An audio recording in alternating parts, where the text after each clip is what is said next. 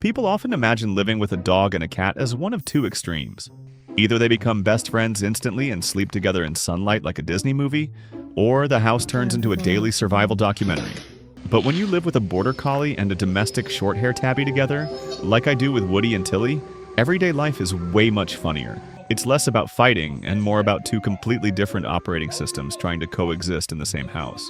One animal was designed to manage moving sheep across open fields, while the other evolved to silently judge the entire environment from elevated furniture.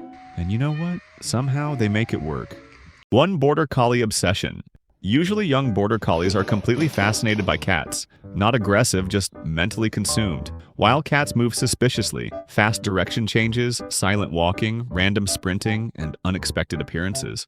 To a young border collie like Woody, Tilly just feels less like a roommate and more like an unsolved tactical problem. So first comes the staring, then the following, and eventually the accidental chasing. Nothing about harm but herding instinct activates automatically. The collie's brain reacts instantly as the tabby moves. Meanwhile, the tabby is like, why is this flatmate so emotionally unstable?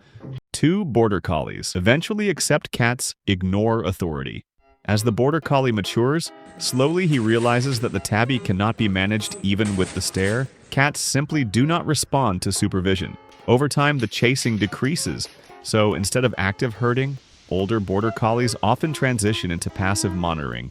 At a comfortable distance to the cat, sometimes somehow will approach slowly and get really close until being politely turned away, either by voice or by paw. 3. Someone, cat quietly takes everything. While the dog spends time trying to understand the cat has already claimed property rights. Dog bed? Occupied? Cooling pad? Oh, mine. Somehow the cat always chooses the exact item the dog is about to use. Cats are incredibly good at identifying warmth, comfort, attention, and especially inconvenience. Meanwhile, the collie boy just stays there politely looking deeply conflicted and like, I believe that belongs to me, but I also don't want conflict. 4. Living together eventually creates teamwork. Over time, the collie dog and the tabby cat adapted to each other and formed a harmony.